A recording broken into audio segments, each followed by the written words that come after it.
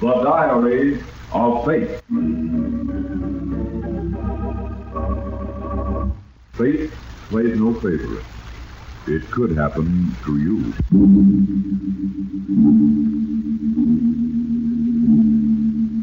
Book 97, page 824.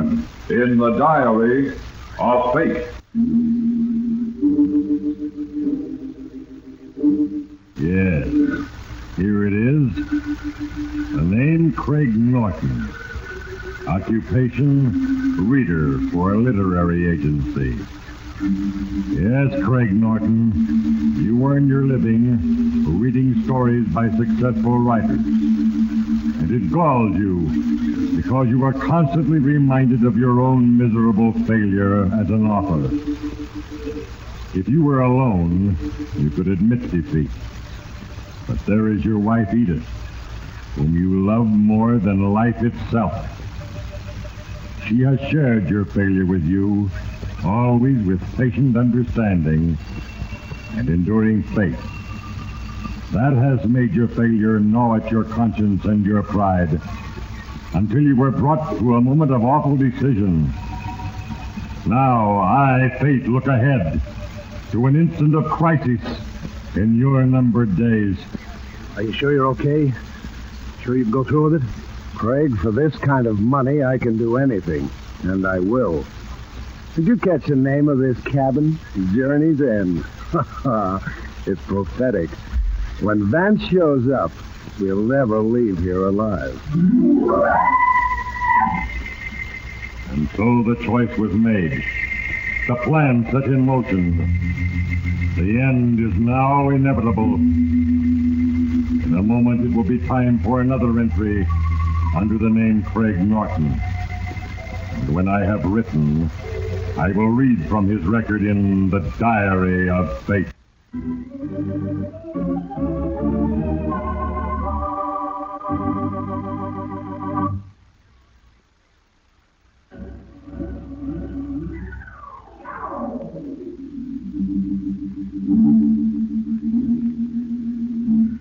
In the life of Craig Norton, a grim and desperate decision was made.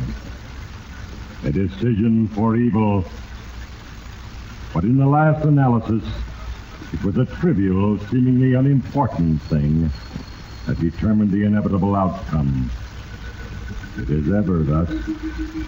A bus missed by seconds. A neglected toy. A smoldering cigarette. Trifles? Yes.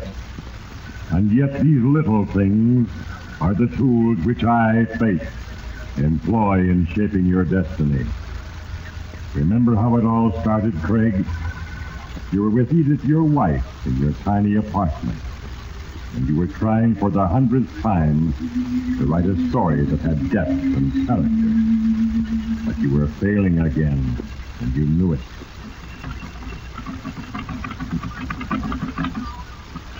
No, it's all wrong. Impossible. What's the matter, darling? Oh, this stupid story. I'm going to throw the whole useless mess away. It's rotten, all of it. Well, it's probably better than most of the stuff on the screen these days. And just what is that supposed to prove? But, anyway, it isn't hopeless, Craig. Oh, isn't it? Without a name, without a reputation, just how far do you think we'll ever get trying to sell it? If you haven't got the string of credits a mile long in this town, they won't even talk to you. I know, darling, but everyone has to start somewhere. Yeah, sure. For 5 years now, I've heard that same spiel from you and George Baxter both. And for 5 years, I've been beating my brains out on that typewriter every spare minute I can find. I'm getting sick and tired of it. But, darling, you can't quit now. George says you're getting better every day. Why, George says this, George says that. Edith, I'm fed up with his criticism. Oh, don't be a fool, Craig. George Baxter's a very competent literary critic, one of the best. So what? Has he ever sweated hours on a single line for the right word? Well, I don't think his reviews are written in 10 minutes. Besides, he's your best friend.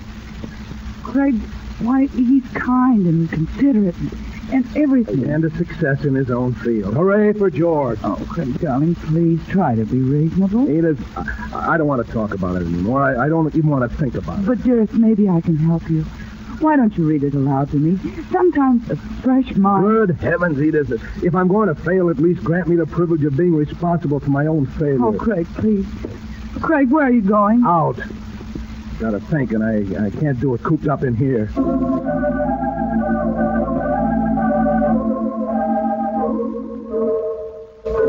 Yes, Craig. It was Edith's endless patience and constant tolerance that made your frustration so bitter.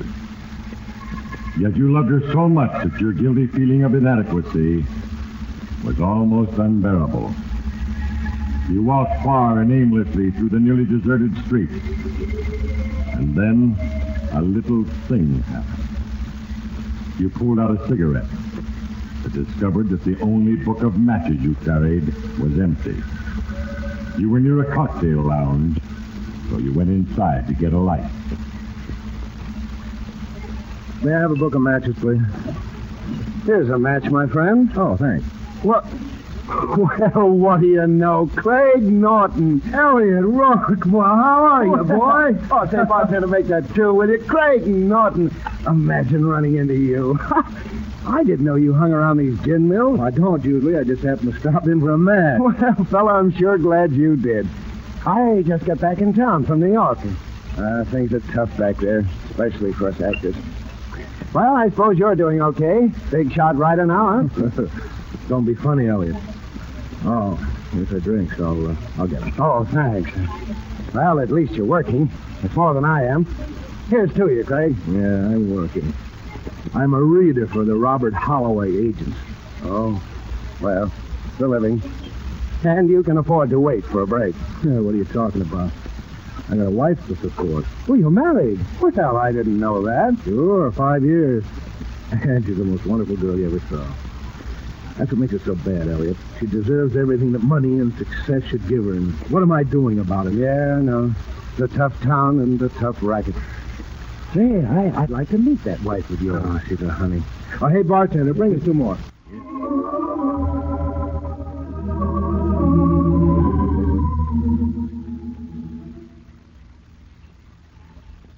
I could just get started and get a name. That's all it takes, Elliot, a name. I'd do almost anything for that. Oh, you'll make it, pal. You'll get there. Just you stick with it. Hey, look what time it is. I gotta get home. Craig, old pal, you don't happen to have an extra 50 you could spare, do you? You see, I had some tough luck on the trip, and I had to pay... Me? No, I'm afraid not, Elliot. Well, so long, wait, how about 10? I'll give it back to you next week. You see, I'm flat, and I got to pay my room rent, or I'm out on the street. And well, okay. Here's 10. Now, where are you staying? Oh, at the Regal Hotel. Thanks a lot, pal. Oh, say, if you hear something, let me know, will you? I'm really available these days, brother. Available for anything.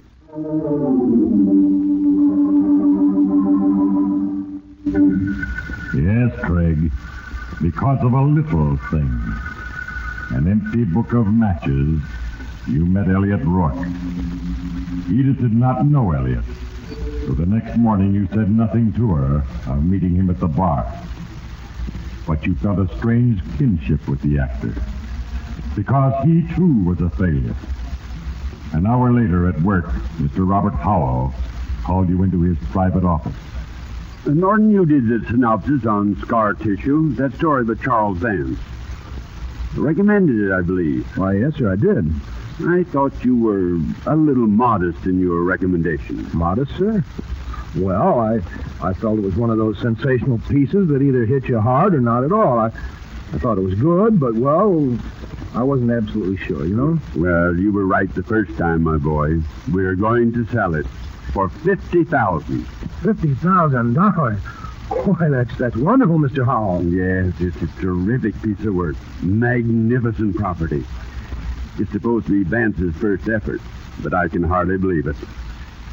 Tell me, did you recognize anything familiar in the style? No, I didn't. Why, what do you mean, Mr. Howell? It's a peculiar thing. You see, Charles Vance is a pen name. No one knows who he really is. And whoever he is, he wants to keep that way. Absolutely secret. I just got this letter from him. Oh, I see. Yeah, you think it's a publicity gag? I doubt it. Well, it's his business, I suppose. He sent us another one. Called it Eternal Road. Take it home with you tonight and give me a fast summary in the morning. If it's as good as scar tissue, we have discovered a new genius.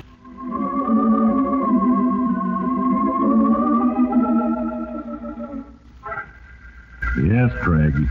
Fame and fortune were about to be lavished upon a new, successful writer. But it was not you. As you went home, you hated the name Charles Vance. Hated your own failure. Hated your gloomy little apartment, made all the more gloomy now by Edith's note, stating that she would be late that night, working at the Red Cross. You put the note aside and turned to the manuscript.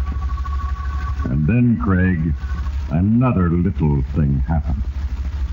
Stuck between the pages was an unmarked picture postcard of Crystal Lake. You had been there once. It was nearby, only a matter of 50 miles. An ideal place for a writer who wanted to be alone. Now you knew where the mysterious Mr. Charles Vance wrote his masterpieces. You might discover who he was, or you might even go beyond that. Yes, Craig, now you had a definite idea. You got up, went quickly to the telephone, and called Elliot. Hello, Elliot? This is Craig Norton. Yeah. Look, Elliot, you said you were available for anything? Did you mean it? Oh, good. Can you come over to my place right away? No, the wife's at a meeting. We'll be alone. And Elliot, don't say anything to anybody. No matter how we work this out, it's going to be big. Very big.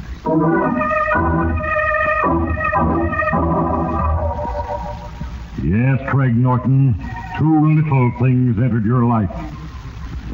An empty matchbook and a misplaced picture postcard.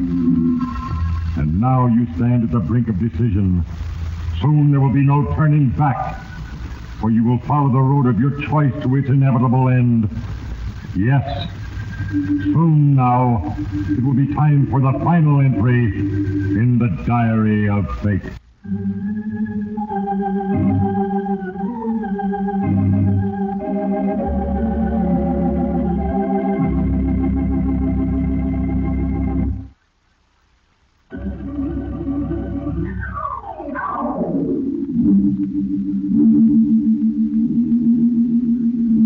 Yes, Craig. A simple lack of matches led you to a bar and Elliot Rourke. And a trifling picture postcard led you to Crystal Lake and Charles Vance. And now you sat with one and plotted the murder of the other. No one knew Charles Vance by that name. And yet it was that name to which a fortune was to be paid. Before Elliot Rourke left your apartment that night, you had mapped the whole thing. He would kill Vance. You would claim his name for yourself, and the money would be divided between you. It was the perfect answer to all your problems. By the time Edith came home that night, you were elated. Did you get a lot done this evening, dear? Yes, I really did. Edith, I know I've got it this time. Oh, what's it about? Tell me the whole story. Or better yet, let me read it. No, not until I'm positive. I've been working too long at it to spring it before it's all ready. Then I'll surprise you. Oh, Craig, please. I'll bet George Baxter's seen it. No, no one has yet. Oh. It just isn't ready. As a matter of fact, I'm going to ask Mr. Howell for tomorrow off so I can get out in the woods away from everybody. Then maybe this weekend I can finish it up. Oh, Craig, darling, we've waited so long for success. And now at last we're really going to have it.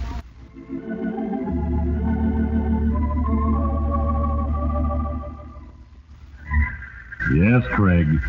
Mr. Howell gave you the day off. And you and Elliot drove the short distance to Crystal Lake unnoticed. There you searched among the few widely scattered cabins for the one used by Charles Vance. At last you found one with a typewriter in it, And when you were certain no one was near, you forced a window and entered.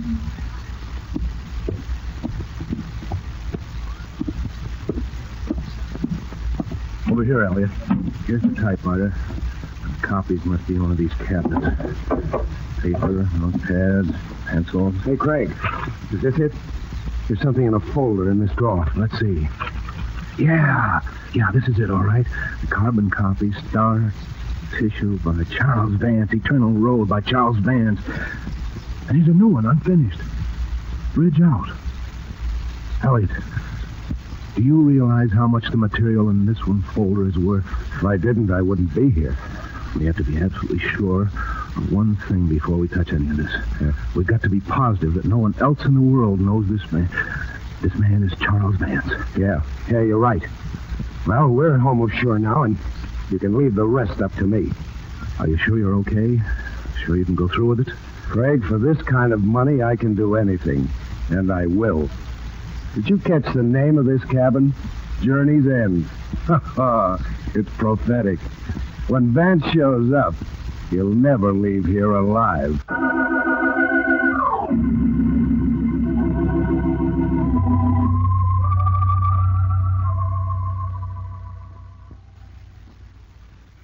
I'm glad your day in the country was so successful, darling. You should get out like that more often. Yeah, you're right, Edith.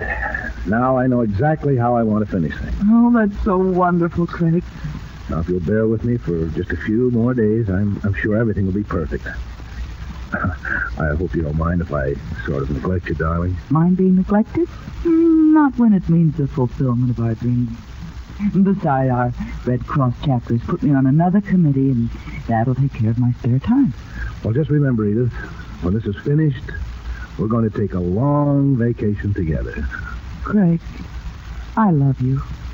And I do hope this works out, but even if it doesn't, I still love you. It has to work out, darling. Because it's all for you, Edith.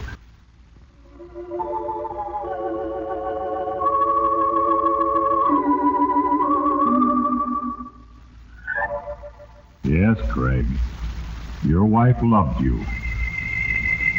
But if she ever suspected the true source of your success, would she still love you? For a moment you were seized with uncertainty. But it was too late. She must never find out. By the next morning, you had pushed a disquieting thought from your mind, and you were confident as you entered your office at the Robert Howell Agency. Good morning, Craig. Well, George Baxter. Well, it's certainly good to see you again. What have you been for the past month? Oh, away. A little busy. I hope you don't mind my waiting in your office like this. I just had a talk with Mr. Howell, and I thought I'd catch a visit with you before I left. Me mind a visit from the great critic? Oh, never. Sit down. Have a cigarette? Say, tell me, Craig, what do you think of this Charles Vance? Vance? You know Vance? No, of course not. Nobody does, according to Mr. Howell. But I just wondered if his stuff is all that your boss claims it to be. Oh, it's that and more, George. Believe me, that boy is good. Why, he's so... Well, he's so what? Go on, Craig. Oh, George, that's said enough. For a moment, I forgot that you're the eminent critic. I'm just a reader and, well, an unsuccessful author. Well, let's say you're not really successful yet. You see, I still think you're going to make the grade. And by the way, Craig, I've been trying my own hand at original stuff lately, and now I've got an even clearer picture of what a writer has to go through. Oh, excuse me, George. Yes, Mr. Howell? Norton, I'd like to see you in my office. Very well, sir. Sorry, George, I got to leave you now. Well, good luck with your new work. Thanks, Craig, and the same to you. Come in, Norton. I've just finished your summary of Vance's new book. You did a good job. Oh, then you agree with my recommendation of Eternal Road, Mr. Howell. Agree with you in spades, my boy. Why, I'll wager we have that property sold within a week after the copies are out. And at a fancy figure, too.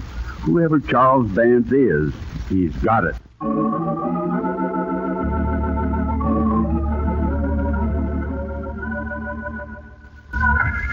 Yes, Charles Vance was destined for fame, greater even than your dreams, Craig Norton. And already the machinery to make that fame yours was in motion. For at Crystal Lake, a fisherman relentlessly watched the doorway of a cabin named Journey's End for the sign of an occupant. That fisherman was Elliot Rourke.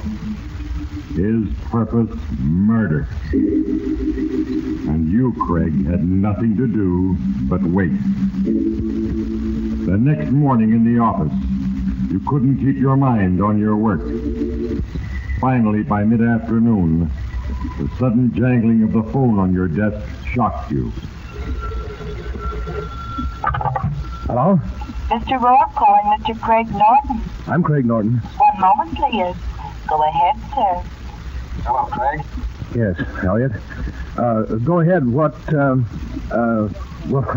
how is everything? Everything is fine, Craig. Just fine. I'll be back in town tonight. You mean... Yes, you can go ahead with the plans for the party now. It's all set. I see. Oh, splendid. Yes, only Chuck won't be able to make it. You see, there was a small auto accident and... Oh, that's too bad. By the way, you made sure of all the details before you called, didn't you? Certainly. There's nothing can go wrong now. I see. You have the stuff, the papers that Chuck was to bring? Oh, yes. I'll leave them at your place tonight. Good. Oh, Craig, there's just one thing. It's pretty strange. Hold it. Say, Norton, I want to see you about... Oh, sorry. Go ahead. Finish your call. Yes, Mr. Howell. Well, I'll see you tonight then. Your place at 8:30? Fine. And I'm glad to hear that everything's all right. Goodbye. Norton, you set me thinking the other day. We've got to get in touch with this Vance fella. I want you to... Well, sir, I guess this is as good a time as any. What do you mean? Mr. Howell, I am Charles Vance. You mean you, Craig Norton, are Charles Vance? Yes, sir, I am. I wrote Scar Tissue and Eternal Road. And I'm working on another one now. But Craig Norton, why did you use that pen name? Well, sir, I submitted some awfully bad stuff to you once, and I didn't want these new things to bear any stigma. I didn't want you to be prejudiced. I simply can't get it through my head. You are Charles Vance. Yeah, that's right. I've been working nights and weekends for over a year on these stories. And to think that right here in my office all this time was a talent like yours, Craig Norton. You are headed for the top. It was as simple as that. And now, Craig Norton, you could place fame, success, and riches at the feet of the woman you loved. Now you had everything you wanted.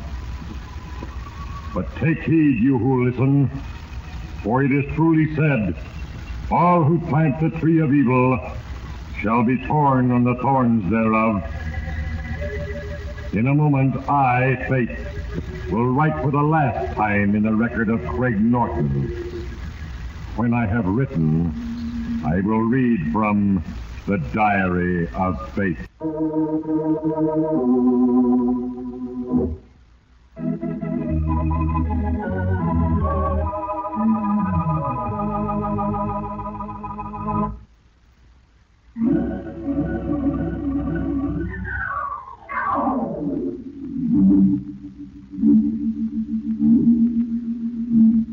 Yes, Craig. You had everything you wanted now. As you went home from the office, you imagined the look of happiness on Edith's face when you finally told her the wonderful news. But first you had to meet your partner, Elliot Rourke. Get the carbon copies of the Charles Vance stories and put them in your file. At 8:30, Elliot arrived.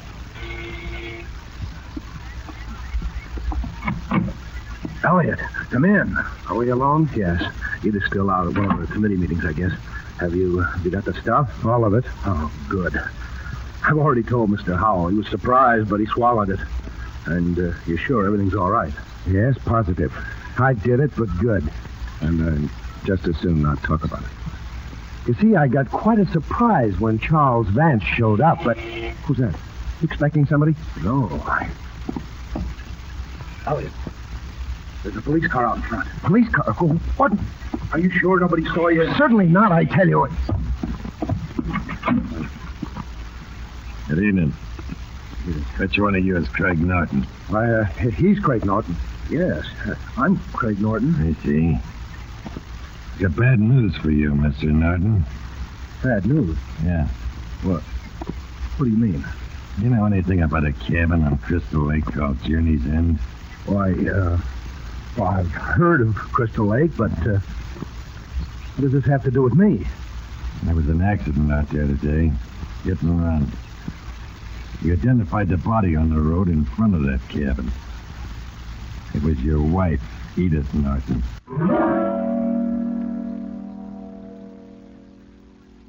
Yes, Craig Norton. While you thought Edith was away at countless committee meetings, she was actually applying her own talent for writing. And the name Charles Vance was the subterfuge she employed to keep from hurting you.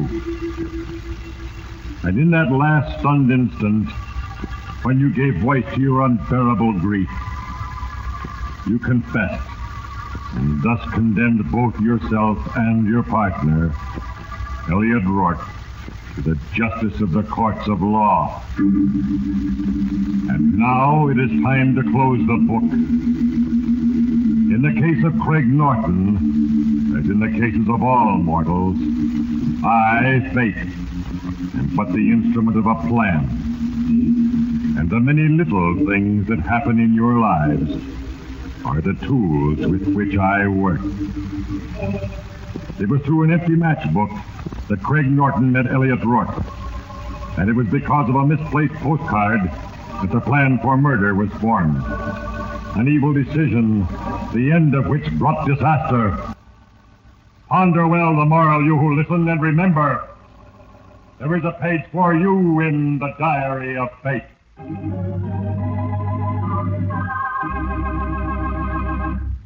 The cast included Herbert Lytton, Gloria Blondell, Frank Albertson, Tom Brown, John Arthur, Ivan Ditmars, Ray Erlenborn, and Hal Sawyer. Diary of Fate is a Larry Finley production, transcribed in Hollywood.